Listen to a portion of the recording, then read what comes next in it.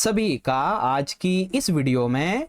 और आज की ये स्पेशल वीडियो क्लास 9th का आपका जो मैथमेटिक्स का सब्जेक्ट है बच्चों, यानी कि गणित का, इसके लिए बहुत ज़्यादा इंपॉर्टेंट वीडियो होने वाली है। क्योंकि जैसा कि आप सभी बच्चों को पता है कि और पूरे पेपर के अंदर आपके 39 प्रश्न होने वाले हैं। ठीक है, खंड आज जो है इसमें दो छोटे छोटे खंड होंगे, खंड पहला और दूसरा। खंड पहला वाला जो होगा आपका, इसमें 16 एमसीक्यू आपसे पूछे जाएंगे। कितने एमसीक्यू बच्चों? टोटल आपके 16 एमसीक्यू। ठीक है, खंड जो दूसरा होगा आ वाला, इसमें 4 केस स्टडी आधारित प्रश्न होंगे। बेसिकली 4 नंबर के जो 4 क्वेश्चन है आपके, इनमें हर एक क्वेश्चन में 4 एमसीक्यू पूछे जाएंगे। ओके, तो 16 एमसीक्यू ये वाले हो गए। फिर खंड बा यानी कि भाग बा आ जाता है, जिसमें वास्तविक प्रकार के 8 प्रश्न आपसे पूछे जाएंगे। ठीक है, अब भाग 7 जो है, इसमें टोटल 11 प्रश्न है, जिसमें 2 नंबर के भी प्रश्न है, 3 अंक के भी प्रश्न है और 4 अंकों के भी प्रश्न है। ओके, पेपर के अंदर क्वेश्चन जो है इसमें आपको आंतरिक विकल्प भी देखने को मिलेंगे। पेपर में आप जो कैलकुलेटर है इसका उपयोग नहीं कर सकते हैं, इस चीज का जरूर से ध्यान रखें।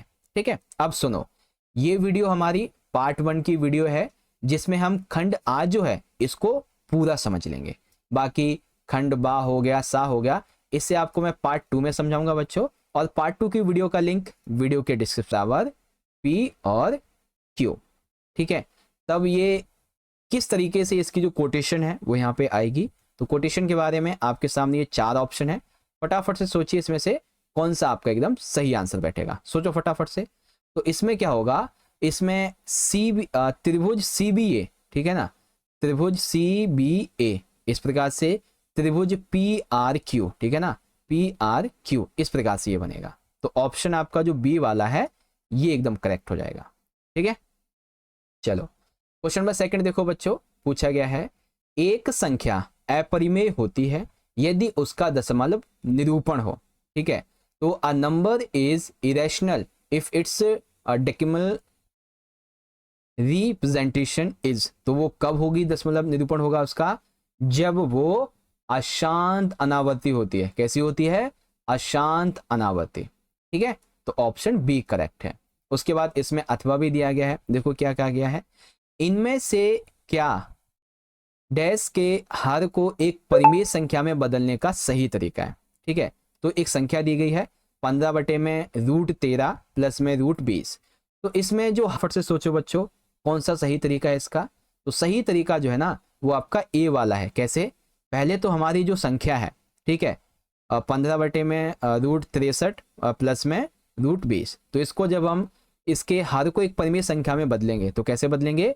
ब्रैकेट डालेंगे पहले तो, फिर ठीक है, फिर 3 रूट में 7 आ जाएगा, -2 √5 आ जाएगा ये वाला, फिर इसके बटे में 3 √7 -2 √5, इस प्रकार से।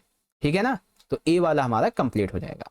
चलिए क्वेश्चन नंबर 3 देखिए क्या कहा गया है कि एक विद्यार्थी ने कुछ गांव की जो जनसंख्या है इसको निम्न अनुसार दर्ज किया। ठीक है, एक विद्यार्थी है, उसने टोटल जो है ना इन 5 गांवों का निरीक्षण किया, और इनमें जो जनसंख्या है, ए गांव में 450, बी में 700, सी में 550, डी में 350, ई में 950, ये जनसंख्या बताई। अब इन जनसंख्या को उस विद्यार्थी ने एक ग्राफ में भी दर्शाया। ठीक है, तो इधर विलेज हो गए हमारे 5 और इधर जो है वो पॉपुलेशन हो गई। अब इसमें से हमें ये बताना है निम्नलिखित में से कौन सा पैमाना y अक्ष पर प्रयोग किया गया है। ठीक है, तो ये जो y अक्ष है इस पर कौन सा पैमाना प्रयोग किया गया है, फटाफट से बताओ कौन सा पैमाना है इसमें। तो सिंपल सी बात है, यहां पर एक इकाई यानी कि यूनिट 100 लोग पीपल। ठीक है, यानी कि यहाँ पे एक इकाई को 100 लोग के बराबर उपयोग किया गया है। ठीक है, तो y अक्ष पे ये पैमाना, ये जो पैमाना है ना आपका ये वाला, ये क्या दर्शाता है? एक इकाई जो है ना उस पे 100 लोग इसको दर्शाते हैं। ओके, अब एक इकाई यानी कि जैसे ये है ना, ये 100 लोग हो गए, इसको दर्शाते हैं। अब जैसे ये ए विलेज है, तो ए विलेज में कितने लोग थे?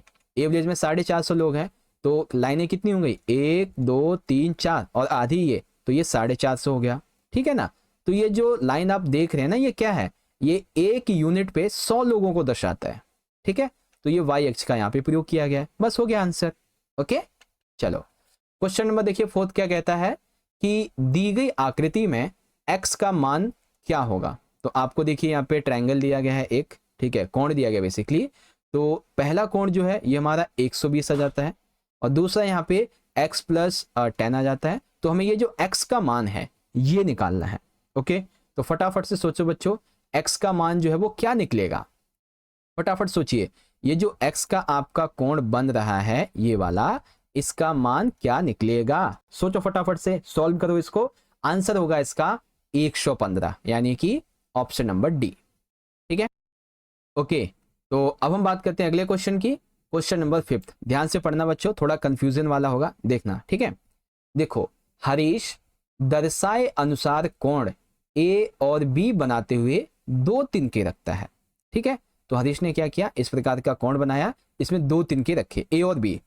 तिनका एन को इस प्रकार से वो घुमाता है कि जो तिनका बी है इसका मान ए से 3 गुना हो जाता है।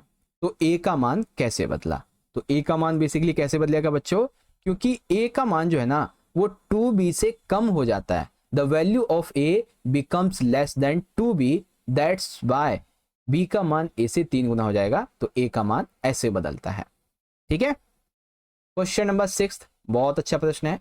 7 और 11 के बीच कुछ अपरिमेय संख्याओं को m/6 के रूप में व्यक्त किया जाता है। ठीक है किससे, 7 और 11 के बीच में जो अपरिमेय संख्याएं हैं इनको m/6 के रूप में व्यक्त किया गया। ठीक है m जो है ये एक प्राकृतिक संख्याओं के समूह से संबंधित है।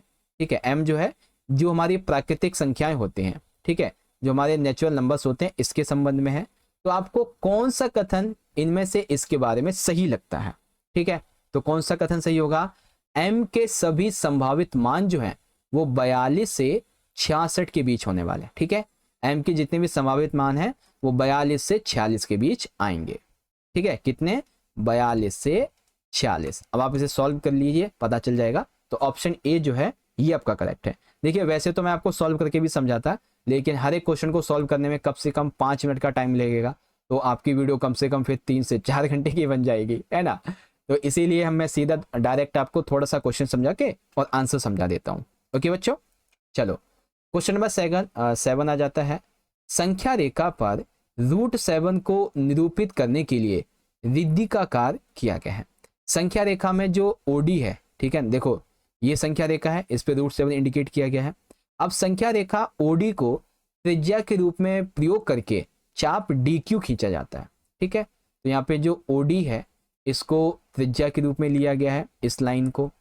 ठीक है और फिर चाप खींचा जाता है DQ। तो चाप जो है ये यहाँ पे देखो ये खींची जा रही है D और Q।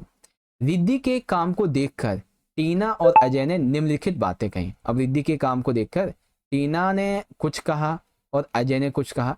टीना ने कहा कि OA 5 इकाई, AB 4y-7, तो इसमें 0 है, तो इसमें y का गुणांक क्या होगा। तो ये जो y आपने देखा 2y 4y, इसमें y का गुणांक क्या होगा, फटाफट से y के गुणांक को यहाँ पे याद कीजिए। तो y का गुणांक होगा बच्चों 6। कितना होगा, 6। ओके चलिए क्वेश्चन नंबर 9 आ जाता है बच्चों। समान